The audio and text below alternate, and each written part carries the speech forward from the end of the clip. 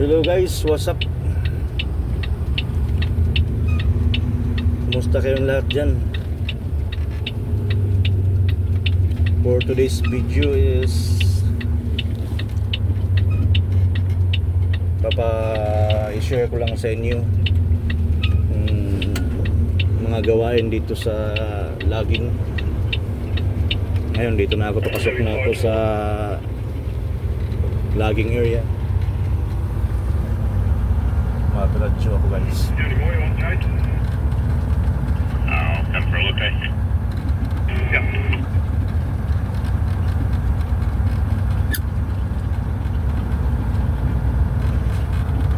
11 W1 to 2 heading to Anderson.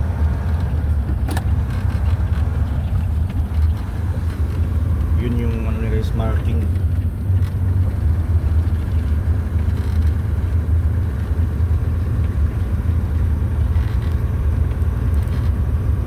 W1 to W2, ibig sabihin paakyat ako dun sa bundok.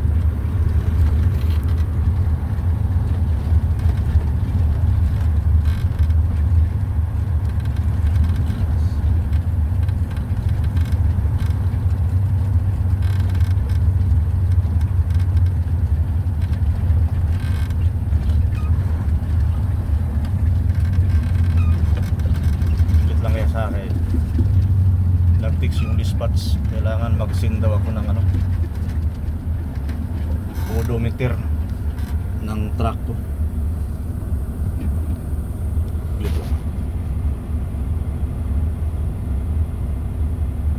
Live vehicle 1 to 2.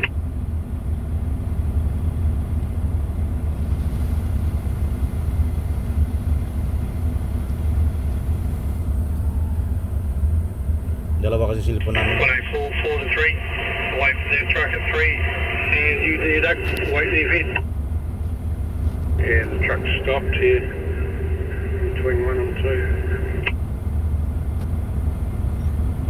Oh, wait for you at 3. Which part's it? Yes.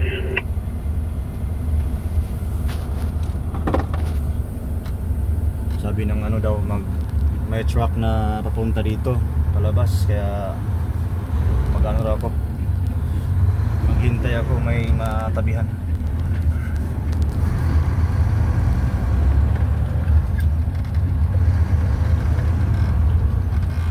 Keep going mate, I'm just wait here for you at between 1 and 2. Everyone, you can take it. No worries.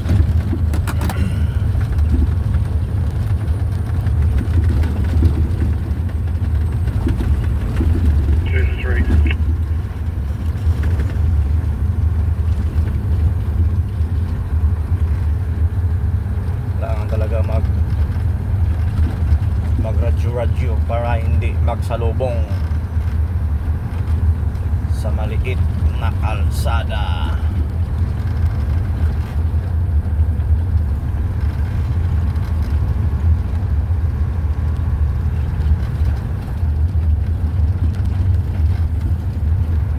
The next truck, what are you taking? 6-1s, mate, thanks. Sweet. Grabe mga in-Englishan, mga tawanan. Kuya, okay ba?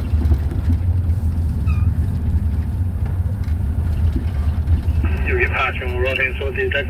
Keep going. Yeah, thanks.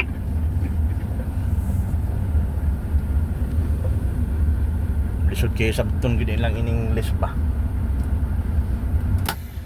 Pero kasabot-sabot ramiya akong tagamay.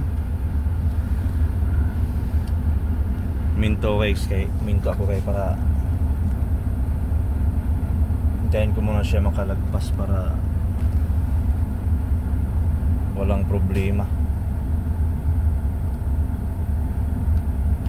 Dito ako sa in between. 104, W3 at the 1. Ayan, andun na siya sa may 3, din palabas na sa dito papuntang 2 and 1. Actually mahabang ano to guys, mahabang gravel road. Ang marker niya 1 to 8. Yeah, looks pretty good there. Mark. Are you still sitting at 7 there, Darren? Yeah, I am. Are you taking mate? C2s. Okay, yeah, roger. 4 to 5. Can you just Naintindihan, jump out, mate, and hold the chain up for me, please? naintindihan nyo guys?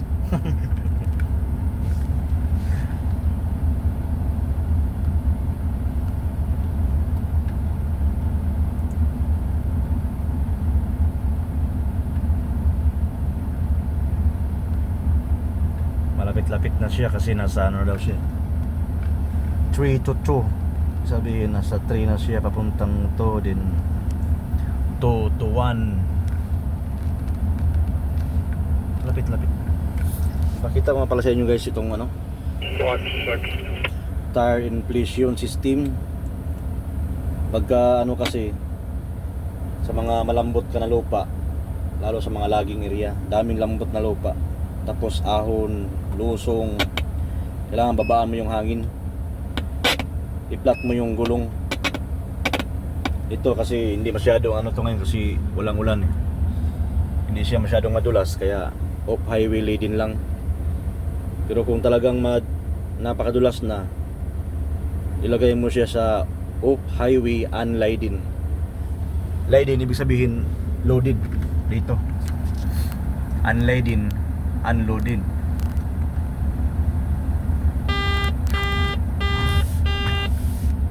Ayan na, lapit na siya. Itong dala kong truck pala ngayon. Mark, don't get moved. You're right. Just wait there. 6 to 7. Ito yung Mack truck automatic. Dito yung cambio niya, neutral, reverse, drive. 0.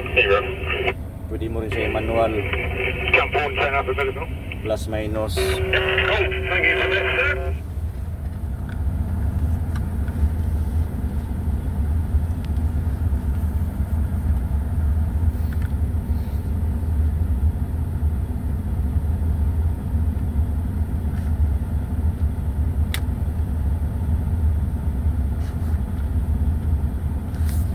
Off highway laden siya. Nasa ano na lang yung hangin, 64, bababa pa yan sa 60. 7 to 8. Yan, 60 na siya.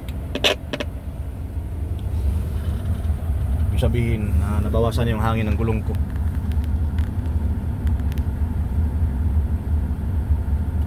Pag ano yan, off highway unladen, bababa pa yan, abot pa yan sa 30 na lang ang hangin. Tapos pinakababa talaga, emergency, 20 na lang hangin.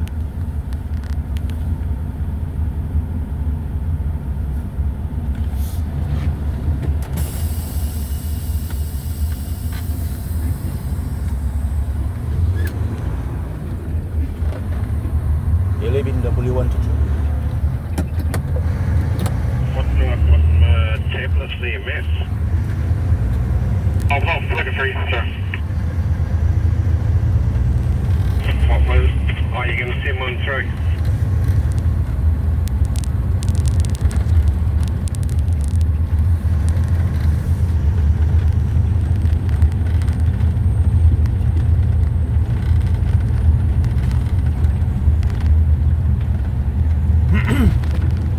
May truck din guys na pakyat.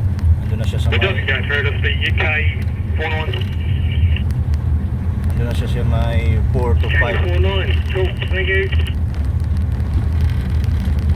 4 to 5, tapos 5 to 6, hanggang parating ka ng 8. Nandun na yung ano, nandun na yung site loading area na. Ito sa I W. got him. Thank you. Kaya i-radyo natin. Dito na tayo sa W. Tapos i-mention mo lang yung truck number mo. Okay na. Lubak. 11W223. Yung W pala guys, ano yan siya sa forest, yung pod. Ang pangalan kasi ng forest doon is waste. forest waste, kaya W ang ginawa nilang marker kasi pag one lang kasi marami kasing parehas, magkalapit-lapit lang na ano nito, laging site, para hindi lang malito nilagyan na ng W. Ibig sabihin dito ka sa forest waste.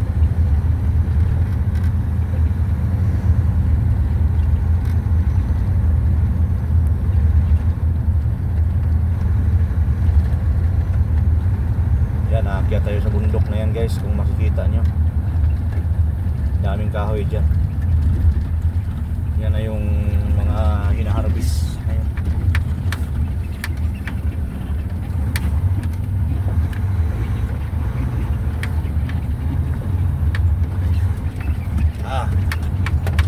Lubak guys.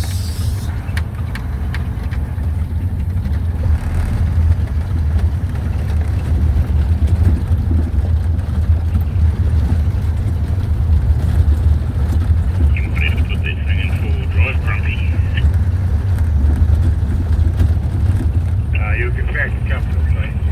With your nose out. The other thing.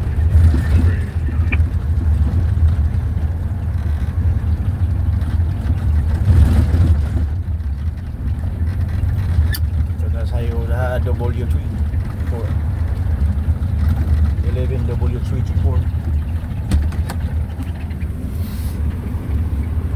One more, mate, will probably do that truck back. I'll go back down. Then I've got four drive.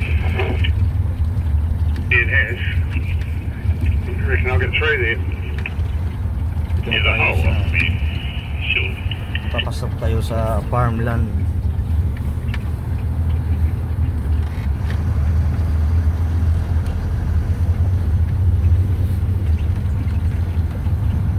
Sorry guys, farm lang ito. Those mirrors are cheap, aren't they? Ginawan lang ng Yeah, not too bad. kalsada para makadaan na yung mga truck. Ito guys, so dito na yung umpisa. Gawa-gawa lang ito ng ano, para makadaan na ang truck. Yeah, looking because I can't see.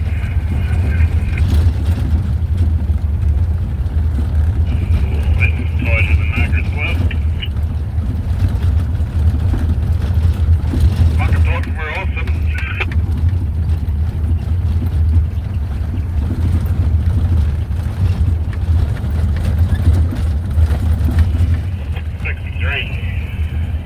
Heading for W7.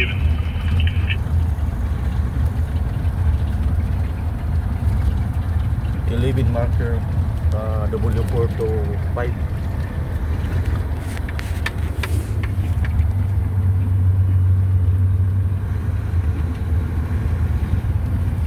I'll be right to head on up, Matt, once Jay's come past W7. Yeah, you're right, yeah. Roger.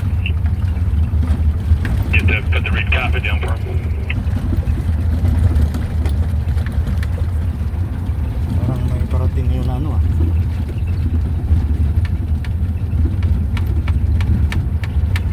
Pero okay lang guys kasi may matabihan naman dito.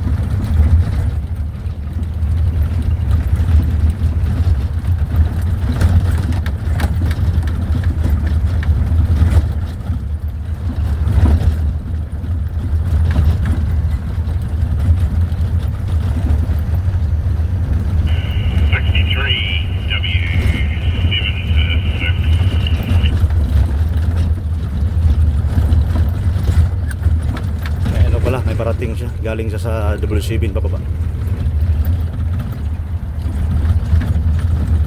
I'm just wait for you here, mate, between 5 and 6. You'll get to 6, mate.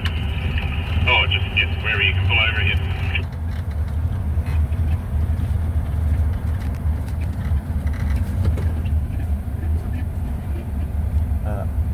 I'm just wait for you here, mate. Right on.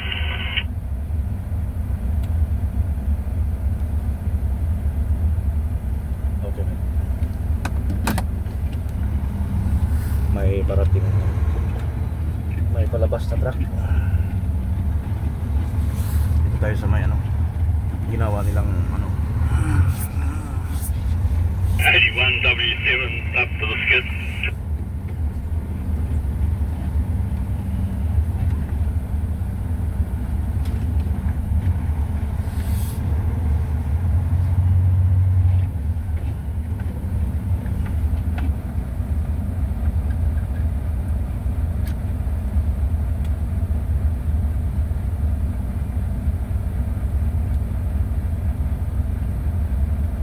Is there anyone come down here, mate, from W7 to 6?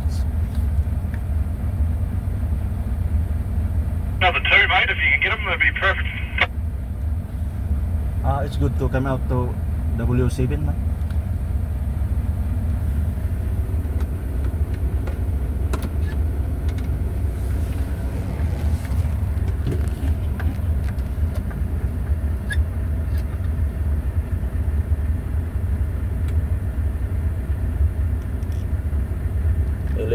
W6 to 7.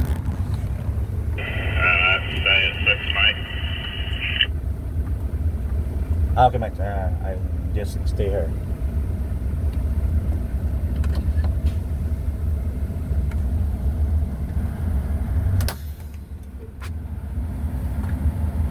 Dito yung truck na galing sa 7.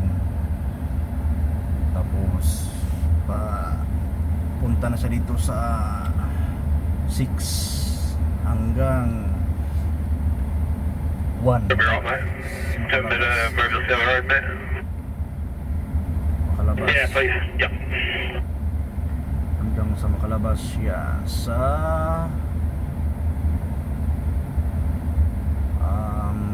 highway.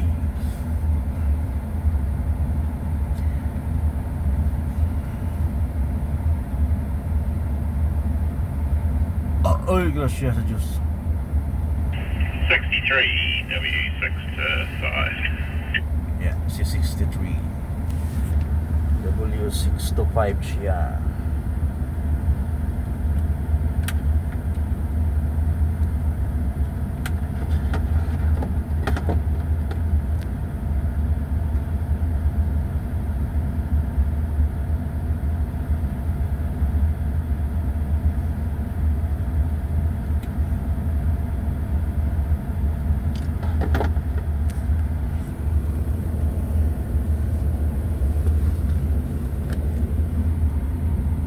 Ayan na siya, labas na. Ito nga pala guys, pangatlong biyahe ko na to.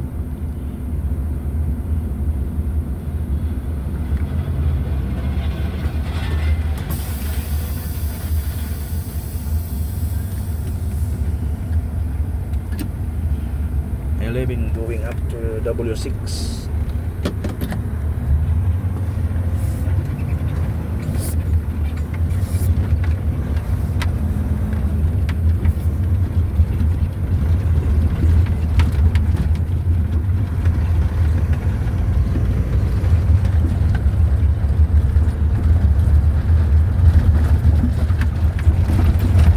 Dahilan guys na binabaan ko yung hangin ng gulong kasi gravel road siya, bato-bato, tapos rough road, para iwas kaldag masyado.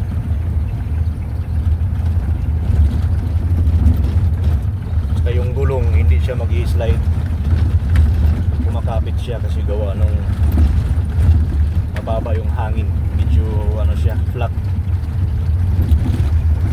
tires. 11 W6 to 7.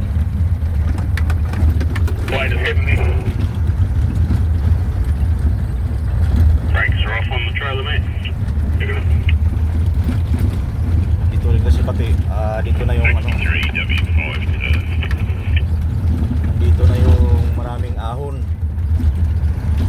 Kaya kailangan i-flat tire mo yung gulong kasi para hindi mag-slide, nakaahon ka sa tarik na kalsada. Kasi pag once may stuck ka, hindi ka na magkaakyat ulit, atras ka naman ng pababa. So you met or moved? You're on.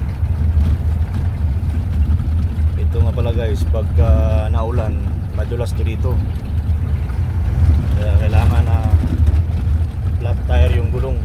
Minsan emergency talaga. 20 na lang ang ano, 20 PSI na lang ang laman ng gulong, hangin.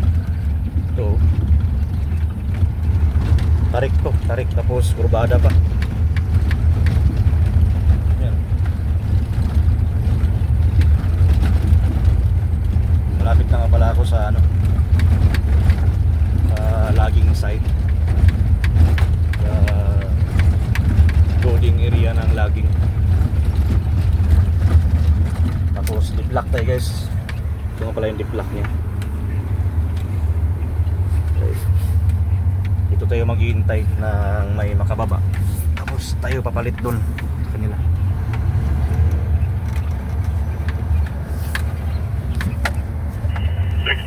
W4 to 3. Tapos tanong natin kung pwede na makyat. 11 is here in W7. Am I good to come up, mate, to the skid? There's a truck that's blocking the way. That's why. So I'm just white here. Right there.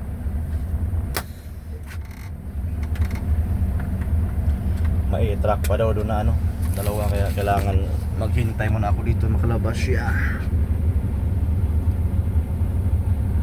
Ngayon sa makikita nyo dyan sa may dulo na yan, sa tuktok na yan, yan yung ano, loading area. Yan na, sinusum ko na lang para medyo malinaw. Yan yung truck na naka-standby dyan, nagkabit sa ano niya yan, kadina. Tapos sa likod niyan may truck pa na isa na kinakargahan pa. Kaya pag makalabas yung isa, ako naman ang papalit. Aakyat na naman ako. Ito nga pala yung kahoy na ina-harvest, yung mamamalaki ng kahoy. Papunta yan sila dito, pababa. Galing sila sa taas. Tapos yan naman yung mga ano pa yan, mga bata pa. Siguro mga ano pa yan, 20 years from now, ma-harvest. Yan, mga bata pa yan. Ito talaga ang mga ano na, mga malaki na.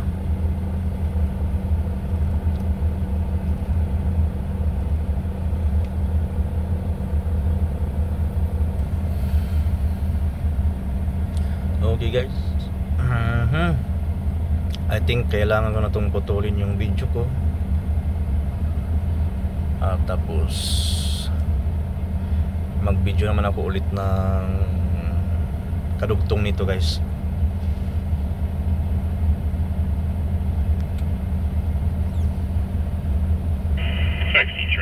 W3 out to 1.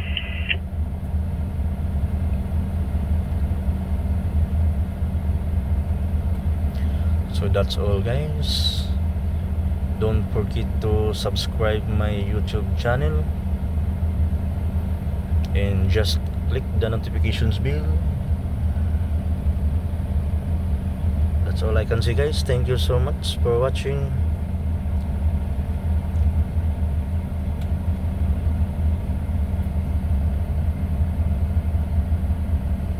Yeah, another 2 minutes left.